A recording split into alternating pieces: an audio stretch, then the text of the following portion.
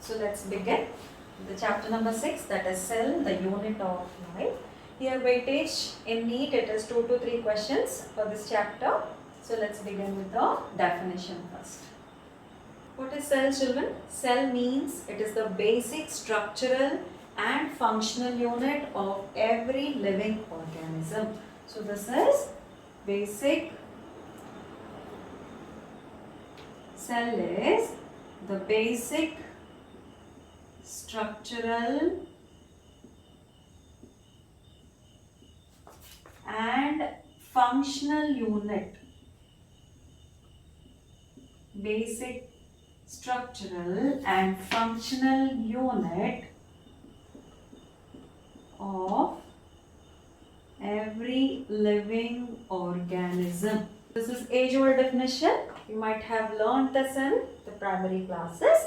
So we all know the cell is the basic structural and functional unit of every living organism present on this earth's surface.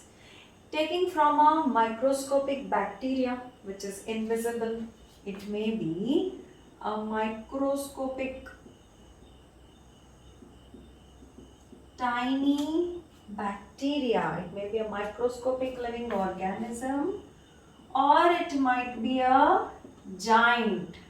It might be a giant organism. Every living organism, they are made up of cells. So cell is the basic functional and structural unit of every living organism surviving on this earth's surface. If you see, for example, if you take a building as a whole, it looks unified or it looks like a capsule. But if you observe it from inside, they are made up of numerous bricks. So if you compare this to the theory of cell, in the same way, as I said, the cell is the basic structural and functional unit of an organism. In the same way, the bricks are also here, they are called as the basic units for the building. In the same way, if you take an electrical cable, many copper wires, they are bundled, they are tied together and they will form a single cable. But the basic unit here is the copper wire. In the same way, if you take a book, the book is made up of many pages, right? So it's a single thing, but if you observe, the basic units present inside this book is the page. In the same way, if you take for a living organism, the organism's body, it is very amazing, children. If you look at the organism, we can't visualize these cells with our naked eyes. But still, the organism, the complete build-up of an organism, living creature on this earth's surface, it is made up of cells. Now let's see what are the structural, how it is the major structural and functional unit for every living organisms. First we will see with the discovery of the cell, then we will talk about the detailing of the cell. Let's see the discovery. So the major breakthrough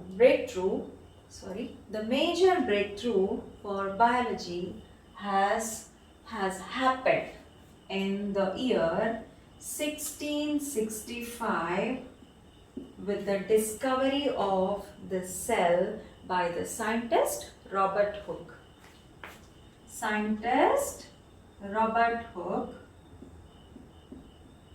You might have studied, children, regarding Robert Hooke in your primary classes. So Robert Hooke, he is the scientist, he is the first person to discover and to name this cell.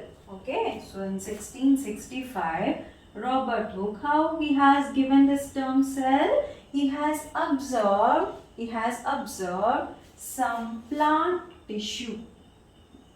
He has observed some plant tissue. Is it dead or living? It is a dead tissue. Again, you have to remember this. Dead tissue. Okay, and this dead tissue, that is a part of cork cells. So what you have observed? The cork cells of the plant tissue has been observed by the Robert Hooke.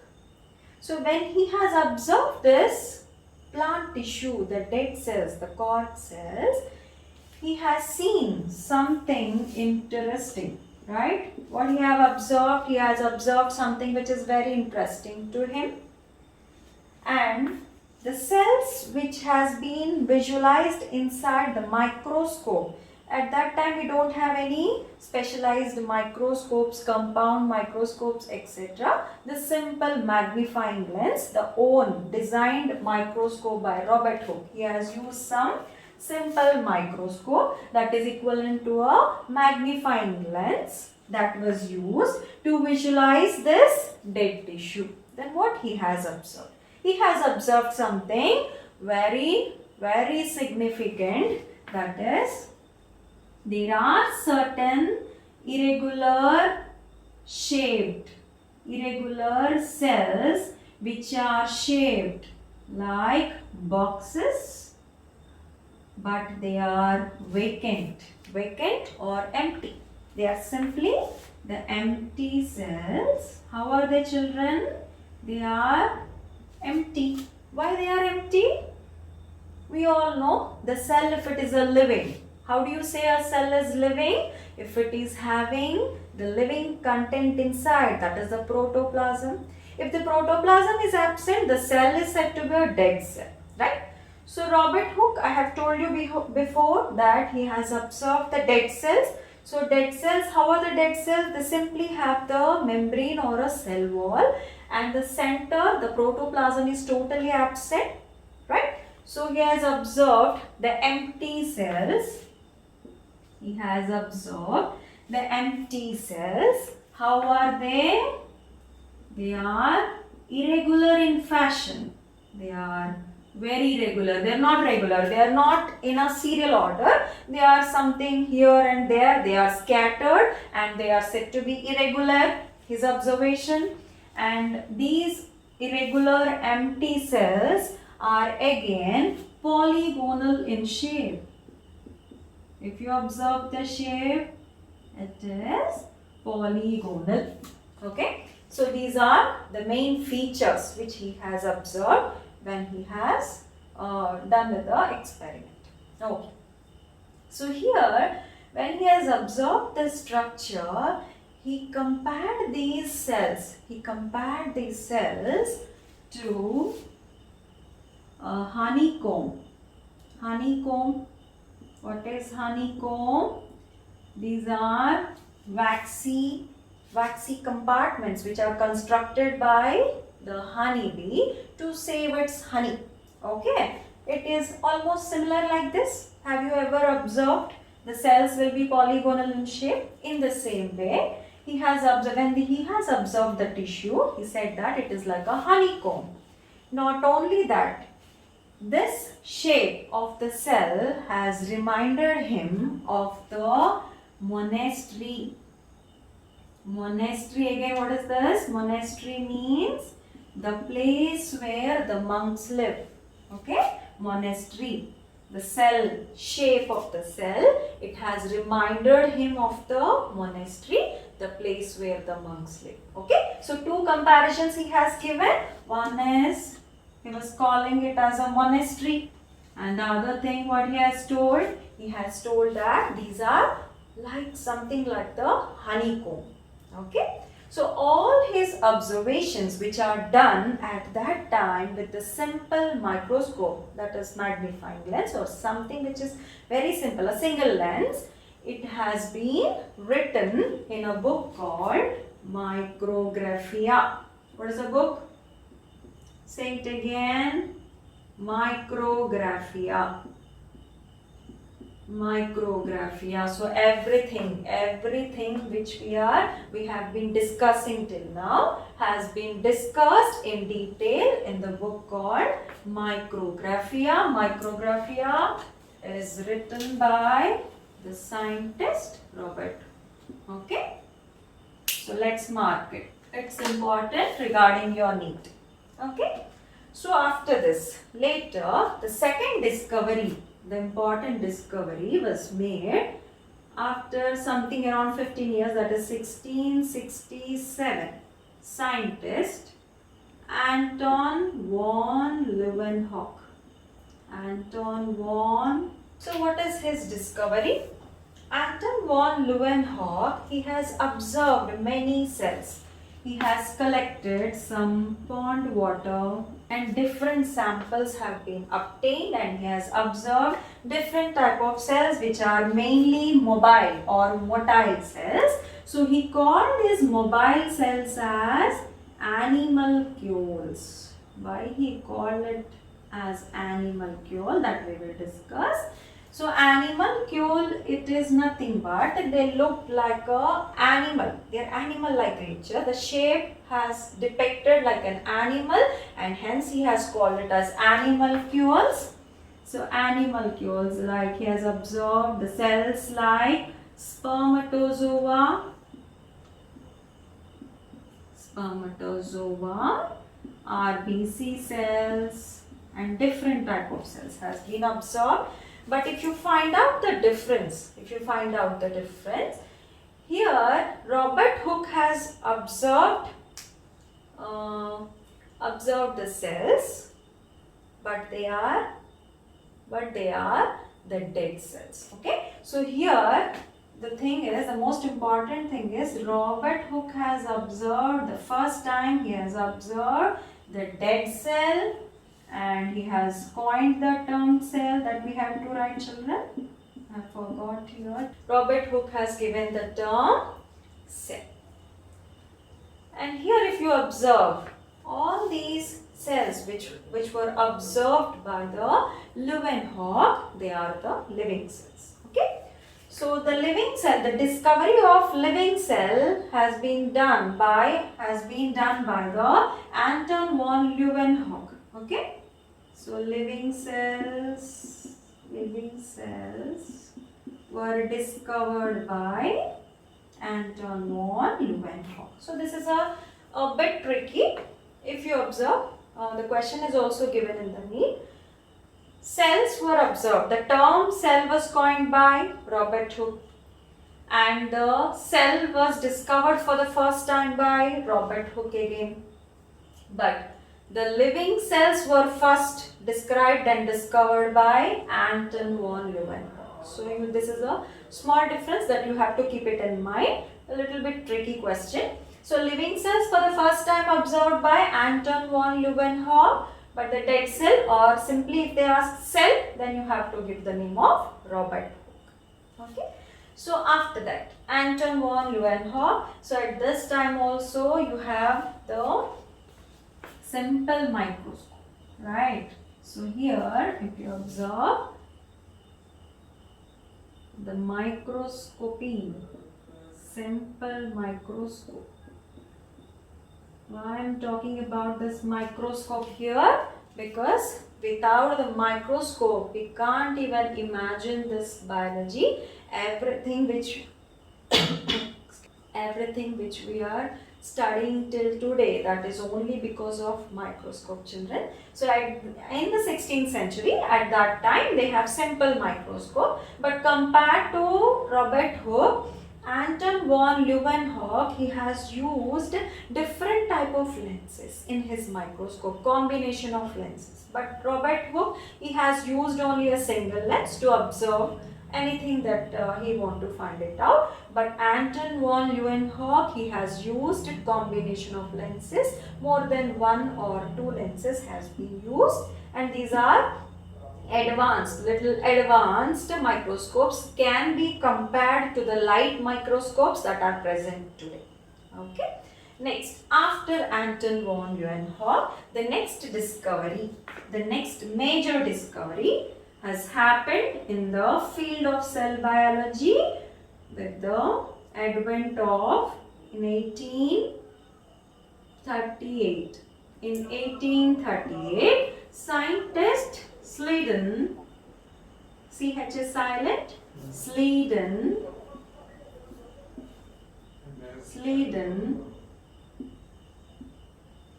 a German botanist,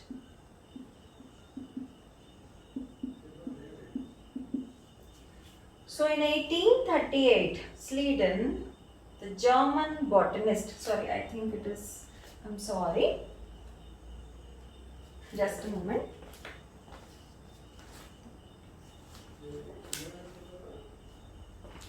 Right, alright.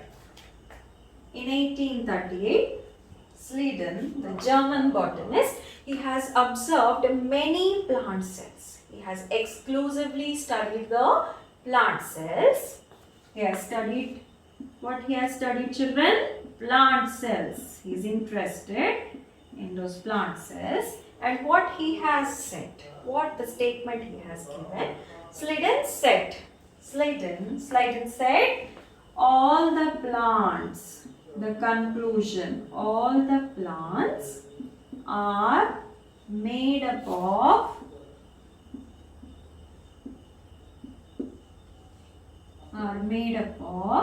cells. That is his statement.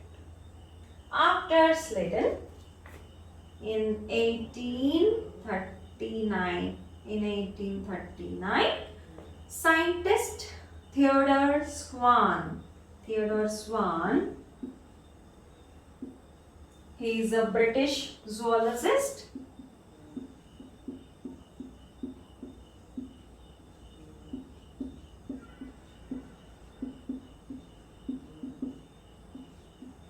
What he has done, children? He has studied, he is interested in both plants as well as animals. He has studied both plants as well as the animals. Plants and animals. He conducted studies for both plants and animals, and he concluded that all plants and animals, they are made up of cells. So this was his statement. All plants and animals are made up of cells. Not only that, the most important thing that he has given is the plants are specialized. So plants, they are unique. When he has observed both plant and animal cells, he has found something that is unique to plant cells. What is unique in the plant cells? Can you tell me? What is unique characteristic feature, children? Yes, that is the cell wall. We all know it today. So plants, they are unique in having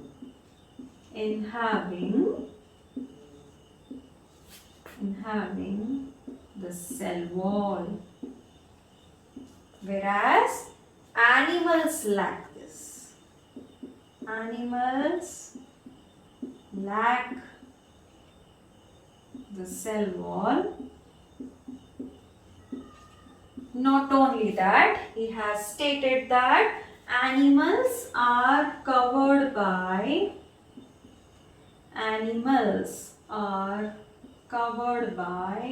thin membrane around them, and we all know that is the plasma membrane. At that time it was not discovered, but still what he has observed is very clear.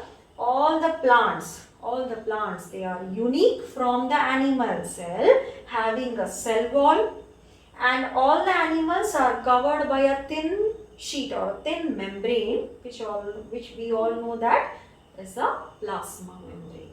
If you observe from the 16th to 18th century, there is a drastic change. And here the characteristics are studied in a significant fashion. How it is significant again? If you observe, I have written here microscopy, regarding microscopy. With the advent or with the simple microscope only, the cells has been observed. But cell wall characteristics and cell components, they are observed only after the advent of electron microscopy. So, major discoveries in cell biology was made and major things has been understood mainly because of the advent of electron microscopy. Alright, is this clear here? Okay. So here in 18th century, after the discovery of electron microscopy, we have major breakthroughs or discoveries that has been made in the field of biology. That is in 1838 Sladen and in 1839 Swan. Both of them, they have concluded that plants and animals are having they are made up of cells. Okay. Now after this, both Sladen and Swan, both of them, they have exchanged, or you can say they have put together their concepts, they have exchanged their opinions, and they have given a unified theory for cell biology, which is known as cell theory. That is right. Please take a screenshot of this. Let's talk about the cell theory. After exchanging of the opinions, Sladen and Swan, both of them, they have formulated the important theory for cell biology, which is known as cell theory. Let us quickly see the postulates of cell theory. So according to them, every organism here means living creature, anything that is living on this earth surface. Okay, every organism made up of, no doubt, made up of cells. Okay, and coming to the second postulate, almost all the cells present in the organism are similar in structure as well as function.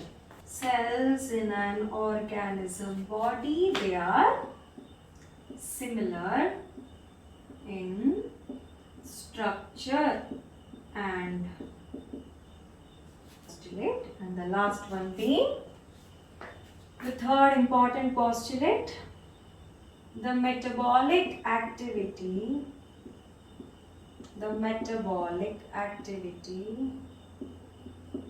What is metabolic activity? That is metabolism. Metabolism is nothing but the total number of chemical reactions taking place inside our body. The metabolic activity of an organism is equivalent to the sum total activities and interactions of the cells present in an organ or a tissue.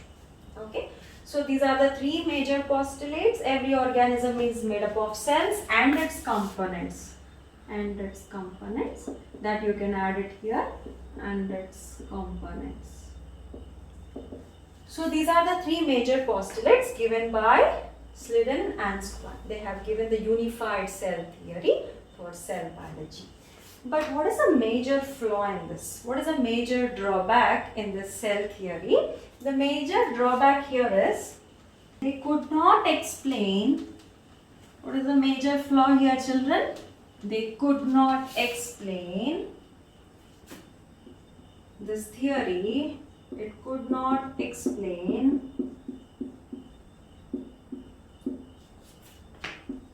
the formation of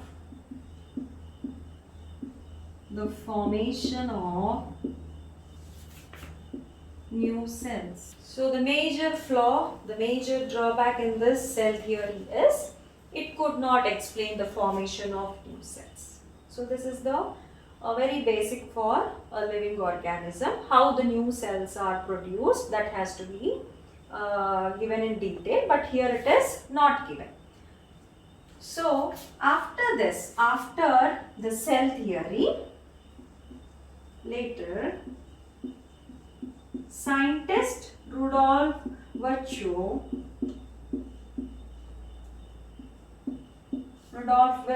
he has explained the cell formation, observed many plant and animal cells, and what he has stated that each cell is produced. What he has stated, children? Each cell is produced from the pre-existing cell.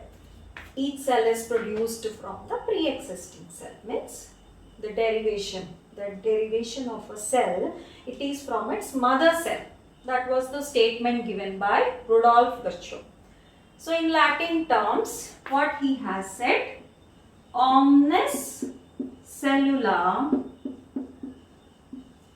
e cellulae, omnis cellula e cellulae. So this is the Latin term that was given by Rudolf Virchow, which means the cell is forming from its pre-existing cell, that is omnis cellula e cellulae. So after this major information that is given by the Rudolf Virchow, this cell theory, it is slightly modified as cell lineage theory. So now the cell theory, it is called the cell lineage theory after the scientist Rudolf Virchow. Cell lineage theory. So all the three statements are correct, but the statement that is now added here for the cell theory is omnis cellula e cellulae, which means the cells are forming from the pre-existing cells. So this is regarding the discovery of the cell. So till now we have discussed with the introduction of cell, the importance of cell, and major discoveries that has been made in the field of cell biology. And next, coming to the cell size. Cell size, the microscopic tiny creature that we all know, bacteria. So just to make you aware of a cell size, we are discussing this. A bacteria, it is a microscopic tiny unicellular organism. It is made up of single cell. The organism, it is completely made up of a single cell. Everything, it is regarding a single cell. Here we will be discussing with the bacteria. The bacteria range of cell. In bacteria, it is 3 micrometer to 10 micrometer. Here I am giving the length of the bacteria, children, not the diameter. Diameter may range more than this. Okay, it is around some 30 to 100 micrometer, but here I am discussing with the length. Next, the smallest known bacteria, prokaryotic organism you can say, which is known as mycoplasma. So it is even more smaller compared to the bacteria, children, that is 0.3 micrometer. Okay. And few other examples we will discuss. The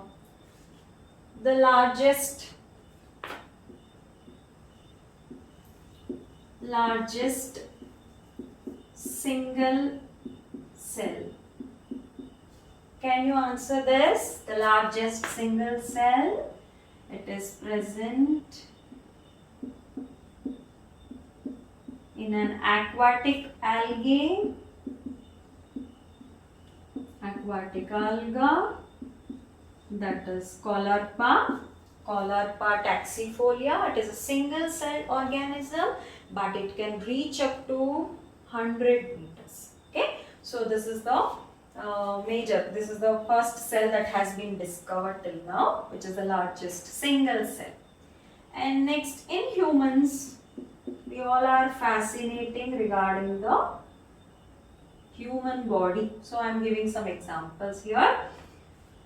In humans, we have RBC cells, RBC, that is red blood cells, which are around 7 micrometer. Again, I am discussing with the length.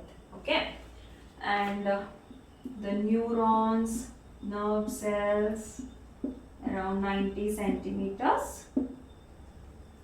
In the human body, the longest cell in the human body, it is the neuron, nerve cell of the brain. And next,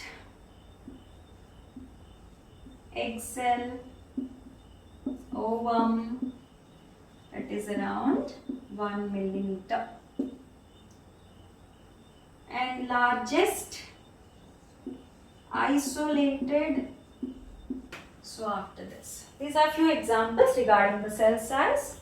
This is not so important, but to make you aware of the cell size, we have been discussing this. After this, we will see the cell shape. Even for the cells, we have different shapes. Let me show you some examples. I will exemplify this with certain examples. We have different shapes of the cell. The first one which I want to discuss is disc shaped cells. Disc shaped means almost circular. Disc shaped cells. Can you give me one example, children? RBC cells, human red blood cells, they are almost disc-like. They have some concave surface that is not discussed here. And we have columnar cells. Columnar means like a column. Columnar cells, they are like a column. Example, it is columnar epithelial cells. Columnar epithelial cells. Epithelial cells. Mainly these cells are present in the digestive tract. The cells associated with digestion, they are mainly column in shape. It's coming to the cuboidal cells. The cuboidal cells, we have example of trachea, cube-like, right? Trachea. Trachea, what is trachea, children? It is a windpipe which is connecting neck to the chest, or you can say lungs. The trachea, the center windpipe. Okay, so the cuboidal cells are mainly present in the trachea. And next, coming to the polygonal cells. Polygonal, where we have heard this term, I have discussed regarding the Robert Hooke's discovery, where he has said that these polygonal cells are cellular empty compartments, right? Polygonal cells. For this, I want to give you an example. Polygonal cells are present in plant tissues. Plant tissues, mainly the stem. If you see, there is a tissue called collenchyma. That is known as collenchyma. Just like animal tissues, we have certain plant tissues. Collenchyma, this collenchyma is made up of polygonal. It has more than 5 corners. 5 poly means many, not 5. Poly means many. And next, coming to the shape, are small tubular cells which are present on the epidermis. Epidermis means the outer skin or the outer surface of the plant body. So for plant body, we have small hair-like structure which will reduce the transpiration rate in the plants, which are known as trichomes. They are having tube-like. Last one, there is another shape. That is irregular. So all this that we have discussed are regular, and now we have irregular cells. Irregular cells means they have different shape. They have something which is a modifying shape. Irregular cells, I will give a best example that we all know, that is amoeba. So amoeba is having a different shape, means whenever it is moving, when the body is in motion, when it is moving, along with its movement, the shape of the body is also changing. So the shape will be irregular. So the example is amoeba. So this is regarding the cell shape. So quickly write down. So after this, so this is the almost end of the topic. I want to divide this cell chapter into 3 parts.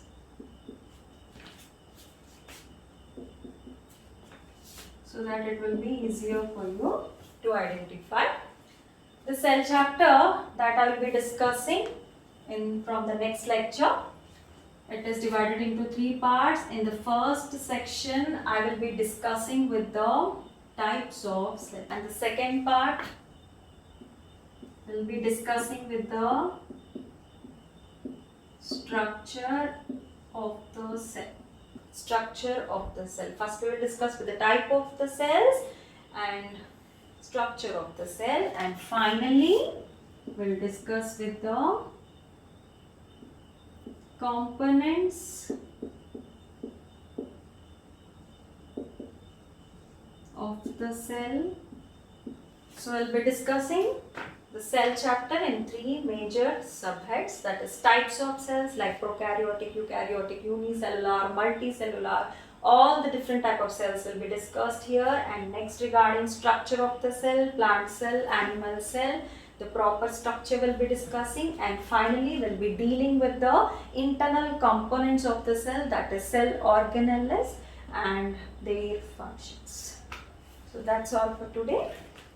Thank you.